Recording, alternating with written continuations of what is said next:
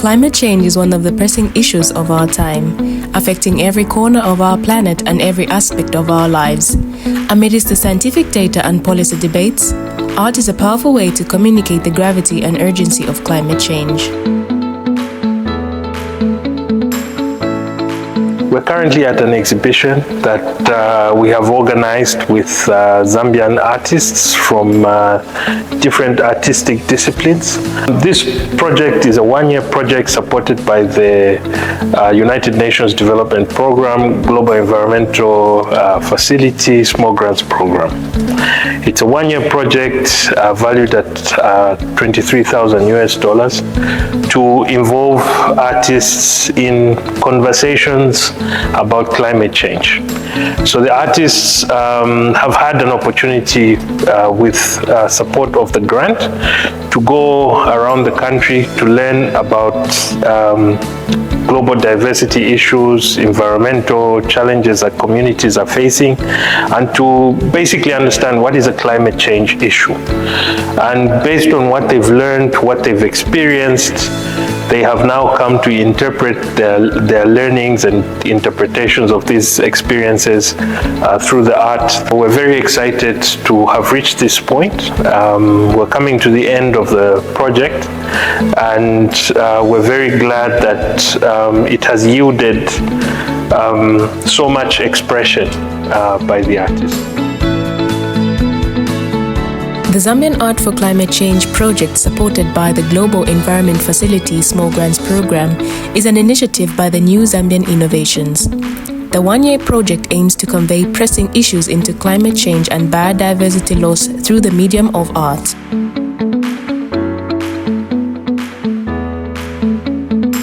The Global Environment Facility Small Grants Program provides funding to civil society organizations, NGOs, or community-based organizations that want to address an environmental challenge. So like in your case as New Zambian Innovation, you applied for funding from the Small Grants Program to say, we are a group of artists. We are creative artists, and we want to use our skills and talent to sensitize the general public on the effects of climate change, because most people in the general public do not understand the technical jargon that's related, with the climate change issues or biodiversity loss. Personally, I'm really happy to be here today. Hearing your stories, I think being inspired, going to Zambezi district, going to Siavonga district, and then developing or drawing this amazing art is a testimony of how talented a number of youths in Zambia are. Basically, the Jeff Small Grants Program is helping communities in coming and joining government in addressing the planetary challenges, which are land degradation, biodiversity loss, and climate change, including chemicals, waste, and international waters. So the program calls on communities to come up with solutions that are going to translate into global solutions. You find that the challenges that are felt at the community level are translated into global challenges. So the communities now, through the Small Grants Program, are coming up with solutions which, when they are addressed, are addressing the global challenges. So in Zambia, we are focusing on projects that are creating impact and which are innovative. The project's first phase saw the artists visiting Zambezi and Siavonga districts, where they witnessed the effects of biodiversity loss due to climate change, land use changes, and pollution. Since their visit, they began transforming these experiences into impactful art pieces.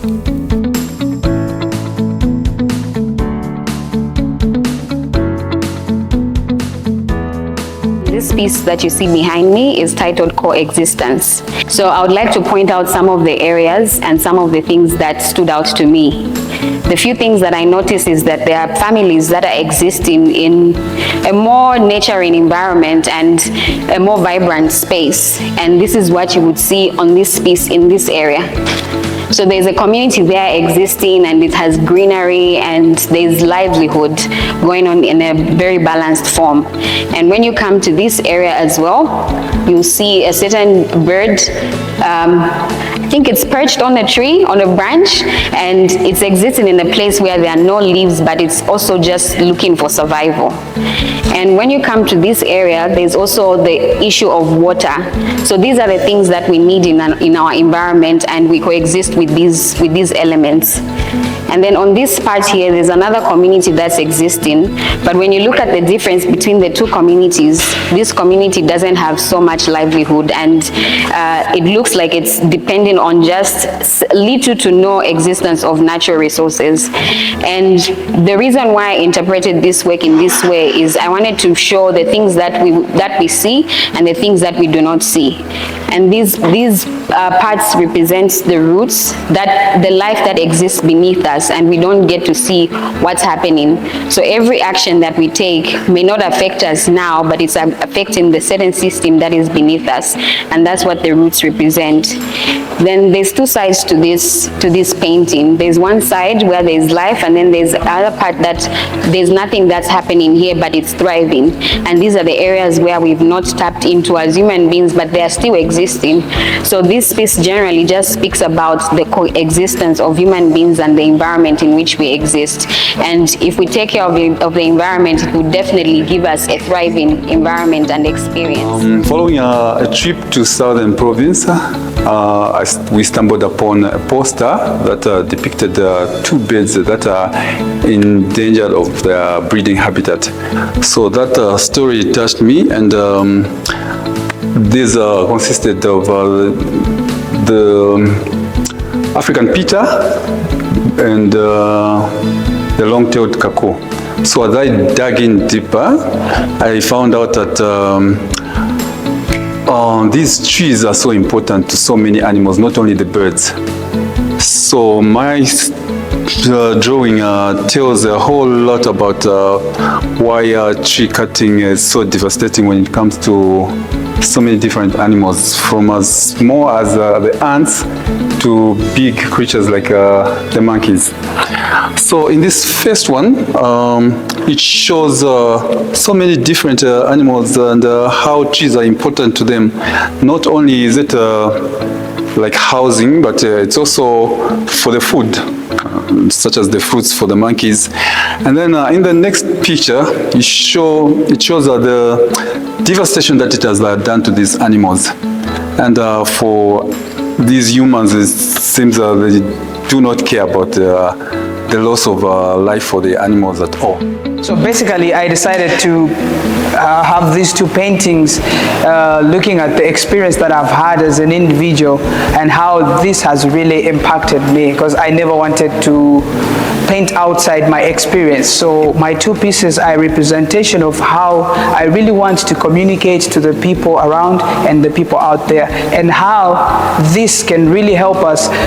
I know it's not too late. We can still revert to what this world is really supposed to be, and that can only happen when we come together as a community, as a nation, as a globe, to fight against the acts that we are doing against nature.